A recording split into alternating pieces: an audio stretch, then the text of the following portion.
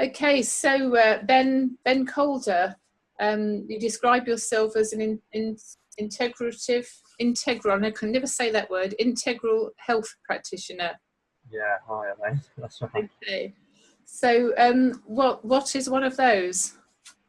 So it's an interesting position to be in. I've been in professional practice now for over 15 years, and I'm sure, like yourself, along the way, what happens is we come into contact with various systems, and each time we come in contact with a system, we evaluate it and look at it and go, okay, there's parts of that that are really useful, and I could really use that in my practice, and there are parts that are not. And we start to build up this more complex series of tools that we can use for different situations, different scenarios, different clients, different types of people, different types of problems. And so eventually we have this whole gamut of tools, this massive toolbox of possibilities. So, and I was aware of the fact that I was doing that. But then in 2011, I came across Ken Wilber's integral theory and started to look at the model that he used for looking at the world, and something that became known as the all quadrant, all level, or the AQUAL map, which showed how different types of systems, different types of ways of observing the world, the subjective, the objective, the internal, the external, how those all became just parts of the greater whole that we're always experiencing. So there's no point where we're not experiencing some part of subjective, objective, internal, external. And I recognized that this range of tools that I had actually worked really well as an integral map. It was an integral system because I had stuff for the mind, stuff for the body, stuff for relationships and culture, stuff for the environment, which are all the key areas of integral. So I realized that actually what I was doing was giving an integral perspective to people when they saw me. And a little bit like a kind of an advanced GP who has the ability to look at many things and come up with possibilities. That was basically where I was at, rather than just being a specialist for one field. Okay, so what kind of things do people come and see you with, Ben? There isn't much I don't see, to be honest. I mean, if we're looking at bread and butter type issues, I see a lot of digestive stuff, which very regularly ties in with a lot of anxiety. And it's because it's surprising that nearly every client I see who has a digestive issue also has levels of anxiety, worry. And every person that comes to see me for anxiety and worry, often when you reach into it, they've got digestive problems going on. So I see a lot of that. I do a lot of hormonal work with women especially. I do a lot of work for backs and hips and shoulders and necks with the Bowen technique stuff that I do.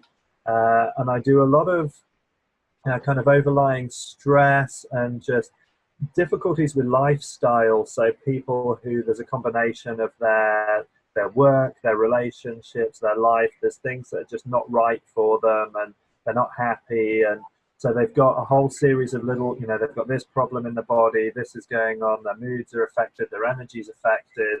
So when we look at them, they're actually much more complex positions. They're not just, okay, you need to see a nutritionist or you need to see the chiropractor. They're kind of multidisciplinary issues or multi-perspectival issues. So I look at a lot of different stuff like that.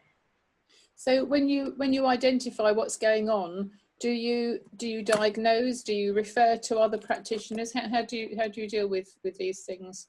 By definition, we don't diagnose. So because kinesiology is my main basis for all the work that I do. So what I'm really attempting to do is to look for solutions. Most of the time, the clients have a diagnosis. It's always one of the first things I check with clients as to whether or not they've actually spoken to their doctor about their concerns. And for most cases, I will always, if they haven't, refer them back to their GPs, just to make sure that they are having a medical diagnosis as well, because that's not what we're there to do. And again, if there is anything that I consider out of my remit, then I will also refer on. Or if there's anybody I think that's going to do a better job than me on certain things. I mean, one of the things I regularly do with people that are in for pain management is I refer them back on to our Alexander teacher at the Centre for Integral Health, Patrick Pearson, because his ability to assess and work with their movement is better than mine. So I know that they're going to get a better outcome, even if I can see that it's their movement that's causing a problem. I know that they're probably going to gain more from learning to work with Patrick than they would with myself. So I'll do the remedial work for them, deal with whatever the acute issues are, and then pass them on. Brilliant. And that's that reminds me, you've got a couple of different places that you practice from. So where is the centre that you were just referring to? Yeah, so Centre for Integral Health, which is my clinic. I started it back in 2013. That's right in the centre of Shrewsbury Town. So it's walking distance from the whole town centre, which is really nice. And we've actually got quite a big team there. So we've got 34 practitioners offering over 28 different services. Wow. And again, we're an integral centre, so we're using the model of Ken Wilber to look at all of these different aspects. So, you know, we've got a good counselling team, hypnotherapy team, life coaching. We also cover kind of chiropractic, osteopathic, physiotherapy, massage therapy, shiatsu, traditional Thai yoga, Bowen technique, Emmett technique. And then we've also got things like the kinesiologies and some of the other subtle energy therapies in there as well. So we've got a really wide range of stuff. Fabulous. You sound like almost like a mini hospital, a natural mini hospital where you can yeah, that's kind of beautifully what we are. It's I love it. We're a one-stop shop for all your health needs, you know, so when your body's ready to drop, you know where to come into. And you know, I love being there. And then the other clinic that I've been in now for about 10 years is the Chester Wellness Centre. So that's just on the edge of Chester City in the Chester Business Park. And again, amazing team there, multidisciplinary team. But I'm one of the team rather than director or coach in there. Right, okay. And your website is simply bencalder.co.uk, isn't it, I believe? That's it, yeah. Nice and straightforward. Easiest thing to do sometimes. Yes, okay. And that's spelled C-A-L-D-E-R, Ben Calder. Okay, that's fabulous. I had a look at your website to remind myself, because it's been a long time since I saw you way back at Chester. And you've added on a few things since I knew you. I met you. So tell me about access bars. I know that's one of your newish tools. Yeah. What is it? Is it a something? Is it a technique? What is it? I mean, access bars, which is the beginning of the access consciousness range of tools, is an incredible technique. So something that's very, very quick and simple to learn, but has absolutely profound effects on neurophysiology. So I started working with this a few years back now, and I also teach access bars classes, so I can teach people to become certified practitioners in access bars. And it's very simply a series of 32 points on the head that you lightly hold, and they actually, right there and then, change neurophysiology and neuroplasticity. So Dr. Jeffrey Fannin, who's a neuroscientist, we're just waiting for the full publication of his research on that. We had the white paper for that last year. And as a neuro scientist, he has never seen changes in neurophysiology happen so fast as he does when the bars are run, which is the term we use for when we hold the points. Right. So it's a very gentle process by the sounds of things. Really, absolutely. And us as practitioners, we're not putting in any energy. We're not the ones creating the change. The points are a little bit like possibilities and options to change. And as we hold them, they create an electromagnetic discharge through the hemispheres of the brain. And that seems to reduce the charge that's built up around a lot of thoughts, feelings, emotions, beliefs, traumas. It's being used with great effect for people with PTSD, with anxiety, with a whole host of symptoms. And even the founders of the system themselves, both of them were at a point where they were considering suicide as opposed to staying alive. And certainly Dr. Dane here, who is one of the main characters within Access, you know, his story is very well published about his planned suicide and how he decided to go and have his bars run almost as a last-ditch attempt. And this was nearly 20 years ago now. And how it just literally turned his life around there and then. So incredibly powerful technique to apply, but also very, very simple for us as practitioners We don't need to get over involved with what we think ought to be done or should be done, or can we do this, should we do this, is this the problem? We don't need to ask these questions. We just hold the points, and then the body chooses what it needs to do, and we trust it to do that. Wow, that sounds a very simple system, but with a very complicated sort of science and neurophysiology behind it. But it's great that there is a system and such practitioners as yourself. Thank you. Yeah. I want to talk about Qigong in a moment, but before we do that, let's hear your first record.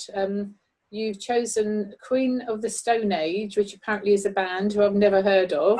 I look forward to you hearing this as well, Elaine. You know, so I hope you get to hear the track.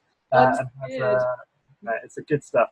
I mean, Queens of the Stone Age are a band I've been listening to for a long time. I'm a rock guitarist myself, so I really enjoy good guitar music. The Queens of the Stone Age put on some amazing live shows, and this is a track off their most recent album. You know, kind of in preparation for going up and doing the Snowdon charity challenge that I've just come back from doing, Feet Don't Fail Me Now seemed like an appropriate song of theirs to play. But it's also really nice and upbeat and lively, and just one about, you know, let's dance, let's allow our bodies to really celebrate us, and you know, we get a lot of joy from that. Right, okay, I'm not so scared now. I know you said you're a rock guitarist. I'm more interested now. I was a bit scared when I heard that title. So let's hear Queen of the Stone Age playing Feet Don't Fail Me Now. Okay, well, yeah, that was a great song, Ben. Thank you for that choice. I'll have to look up their other songs as well. So there we go. Qigong in the park, something a bit more sedate now. So tell me about that. Yeah, sure. This is one of my favorite things to be delivering. Where, you know, for a little bit of history, when I was 15 years old, I got introduced to my first Qigong teacher, who introduced me to a system called Zhang, which translates as standing like a tree.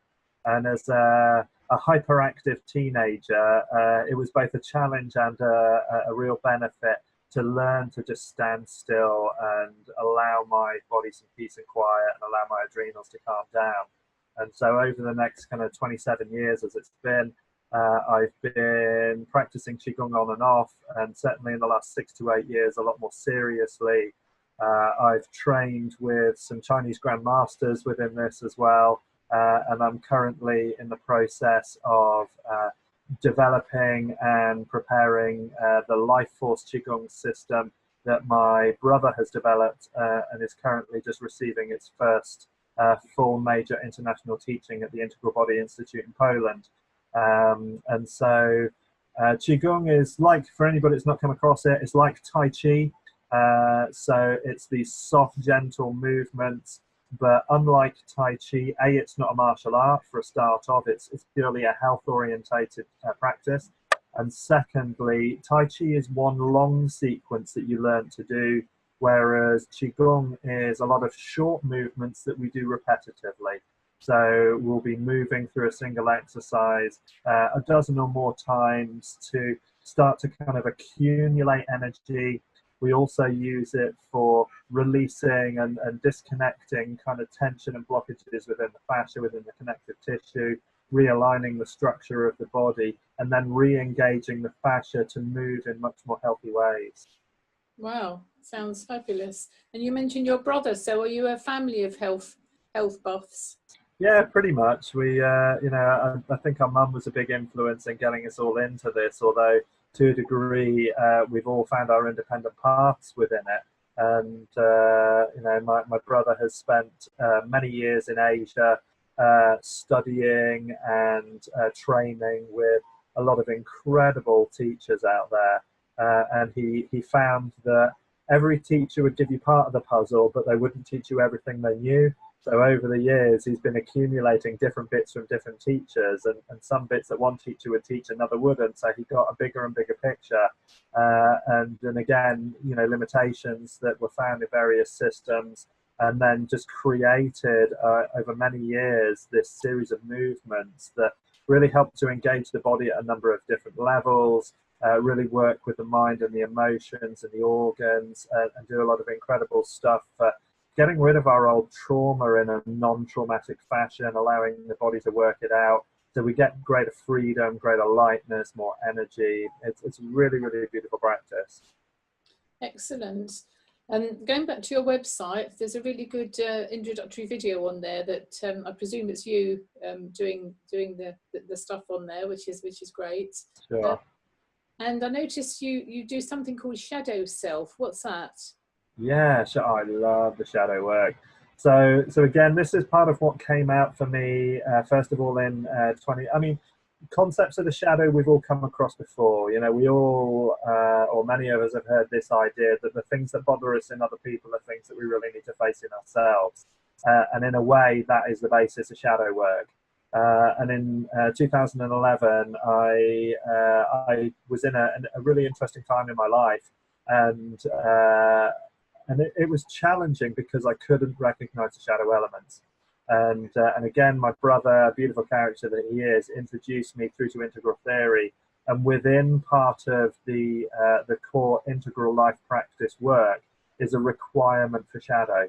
So I started at that point throwing myself deep into shadow work, starting to look a lot more at my shadow elements and seeing which parts of myself I was unwilling to allow, unwilling to acknowledge, and just working out what needed to happen to allow those, to reintegrate those, because they're still taking energy, they're still acting out, and they're still causing disruption when you don't acknowledge them.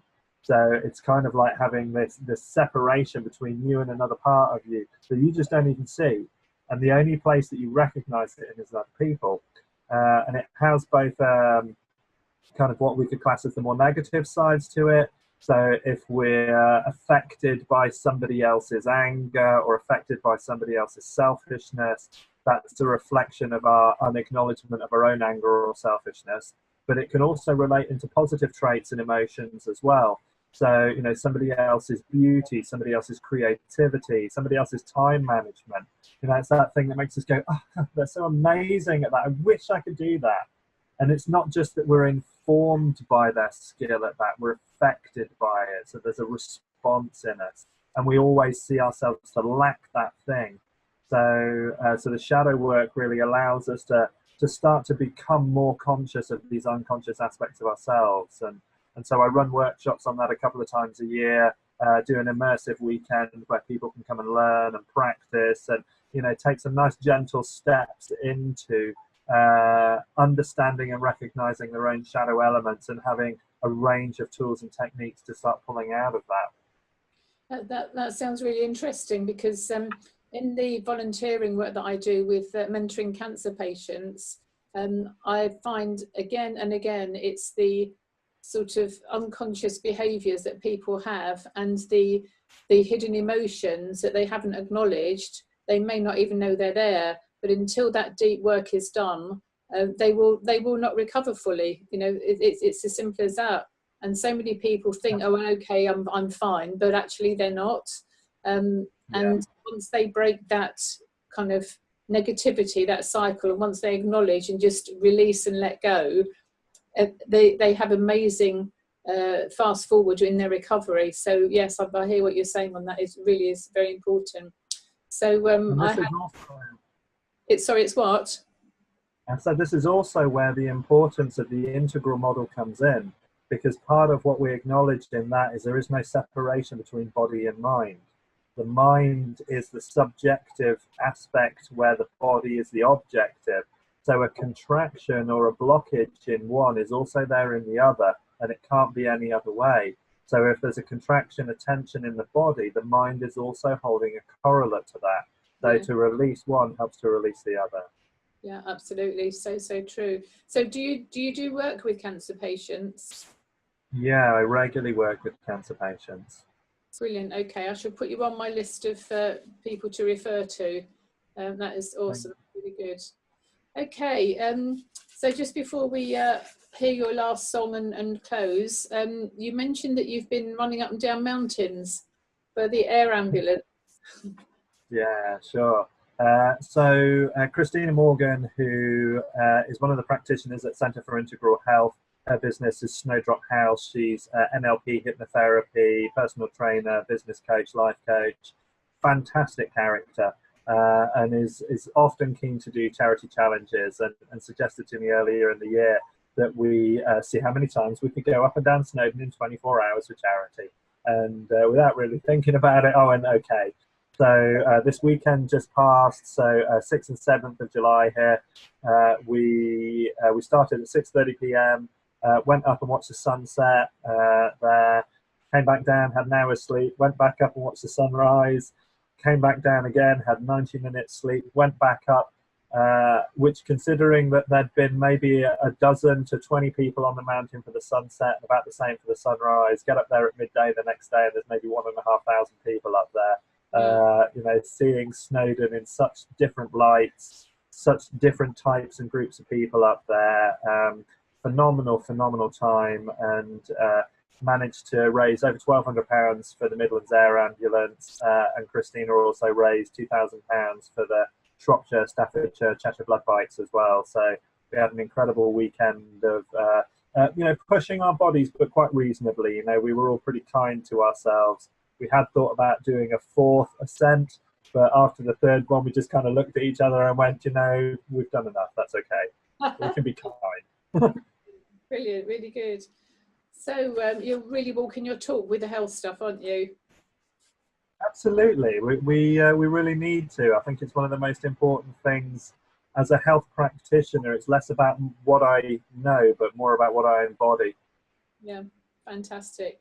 So this final song by the Folds, F-O-A-S, the Folds, another group I've never heard of. That's a nice thing about this program. I get all sorts of interesting introductions to songs, and their track called Providence. So why did you choose this? I love the Folds for a couple of reasons. First of all, they're a UK band. They're an Oxford-based band, and they create this style of music that is so unique. It's dancey, it's rocky, it's light, it's just beautiful.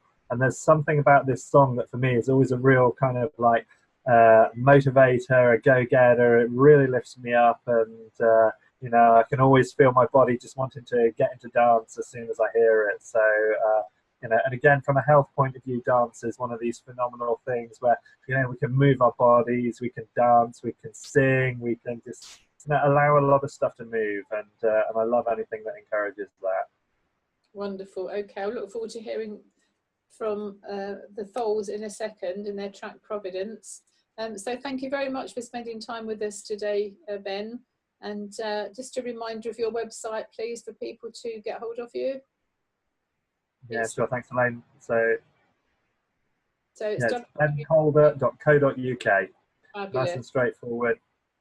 Great, lovely. Well, thanks again, Ben, and I've definitely put you on my list of people to refer to with all kinds of health issues. So thank you very much. Take care. Thanks, Elaine. It's been a real pleasure to talk to you today as well. Thank you.